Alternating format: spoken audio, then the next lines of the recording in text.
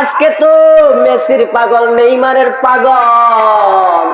মনে কষ্ট নিস না রে যুবক, যেই মেসির পাগল হইলা সেই মেসির আর্জেন্টিনানের মধ্যে প্রকাশ্য আল্লাহর নাম নেওয়া যায় না। কি নেওয়া না যায়? আল্লাহর নাম নেওয়া যায় না। কার পাগল হইলা? যার জন্য কামাই করলাম সেও তুই আমার না। আজকে তুমি নেইমারের পাগল, যেই নেইমারের দেশে প্রকাশ্য আজান দিতে পারবা না। জানেন আপনারা খবর? কার পাগল হয়ে বসে আছো রে যুবক? এই রাত্র 9টার সময় অনেক মানুষ গজবের ফেসবুক নিয়ে ব্যস্ত, ইউটিউব নিয়ে ব্যস্ত, মেসির খেলা নিয়ে ব্যস্ত, নেইমারের খেলা নিয়ে ব্যস্ত। এখন তো রাত্র 9টা বাজে। ও আমার এলাকা, ও আমার নাসির নগরের ভাইরা, রাত্র দেখবাই 12টার সময় মেসির খেলার জন্য মানুষ পাগল আছে না নাই? যুবকরা তারও পাগল। হায় হায়, কোথায় বেহায়া, লজ্জা নাই, শরম নাই।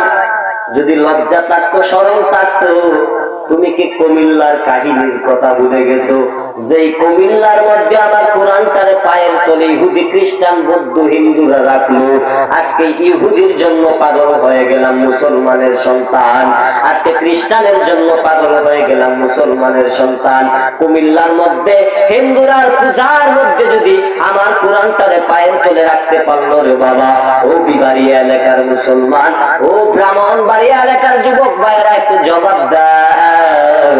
তুমি যে এই ইহুদির জন্য পাগল, মেসির জন্য পাগল, নেইমারের জন্য পাগল, যেই নেইমার মেসির জন্য পাগল হইলা, ওই নেইমার আর মেসির পক্ষের লোক তুই আমার কুমিল্লার মধ্যে কোরআনটারে পায়ের তলে রাখলো, তোমার সম্মান দেয় না। তুমি মেসির জন্য পাগল, তোমাকে নেইমারে একটু সম্মান দেয় না, তুমি নেইমারের জন্য পাগল।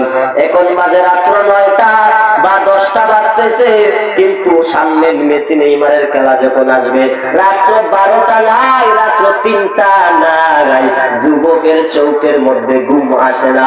একটা দিন তাহাজ্জুদ নামাজ পড়ার জন্য আসে না, তাহাজ্জুদ নামাজের জন্য ওযু করে না। কিন্তু যদি দেখে যুবকের ঘুম চলে আসে, তাড়াতাড়ি মুখ ধুইবে, যুবকের ঘুম চলে আসে, তাড়াতাড়ি বাচ্চা কত কিছুই যে করবে।